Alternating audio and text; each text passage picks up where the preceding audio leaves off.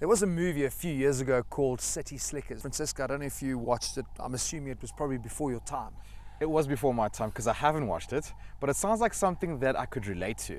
Exactly. It's a bunch of oaks like us, you know, nice jumpers, pink shirts, that decide we want to try our hands at the rugged country life. To be country bumpkins and obviously are completely out of our depth. It kind of reminds me of the SUVs of old, because those older ones were hardcore and were meant for going outland, but the new ones now are more inland cars, I'm sure you can agree. 100%. I mean, Mitsubishi now has refreshed their Outlander, and we had to find out just how good it is outland and inland.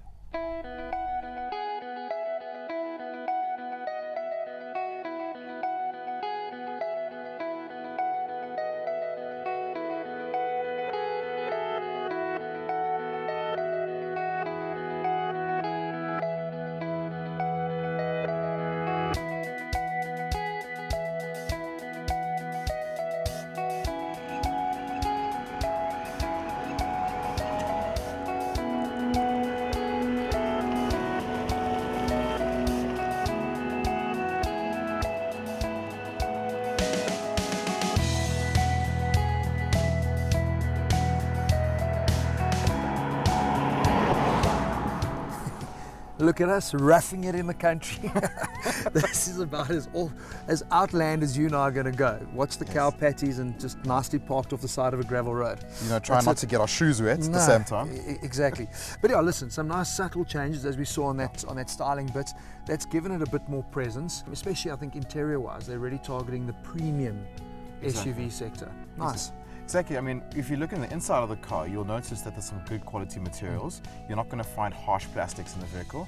And as well, it's got 7 full seats, which is a great thing as well. Leather all around, incredibly well spec'd. I mean, that I think is a big selling point with this car. So as much as they've changed things, they also haven't, because the changes have been subtle, but they never changed the engine, which I don't know what your feeling is. For me, that 2.4 petrol, it's old. Yeah.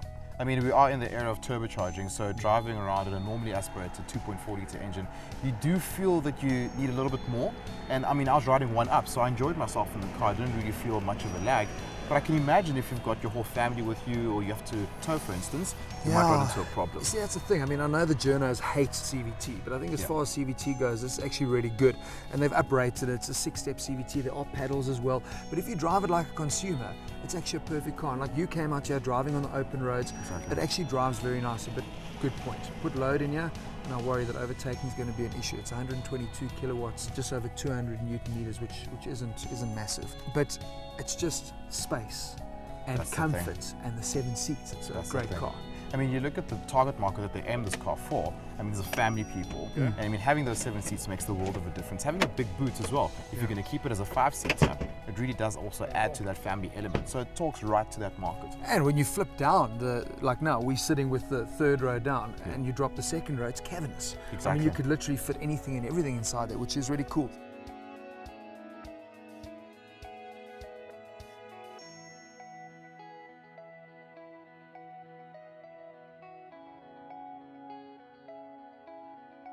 What people need to remember, there are other SUVs out there that are a lot more capable. Yes, it still does have all-wheel drive. It's got 3 different selectors: economy, which is mainly in 2-wheel drive, and then obviously auto, which we've been using in most of the time.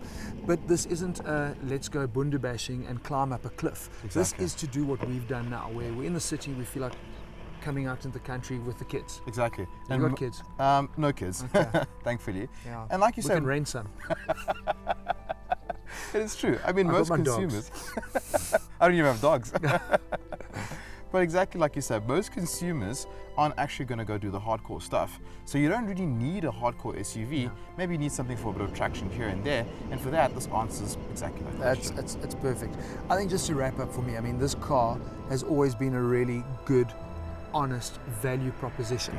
And I don't think that has changed. I think if you have a look now, the price at $550, 2 years ago when it came out, that was $440. So it's gone up about 100K. But I mean, that actually isn't bad when you compare this to competitors. Fortuna, Yeah. where your third row doesn't fall flat. Yeah. You look at the level of specification, Yeah. how comfortably this car drives. I think it's hard to think of a competitor. Yeah.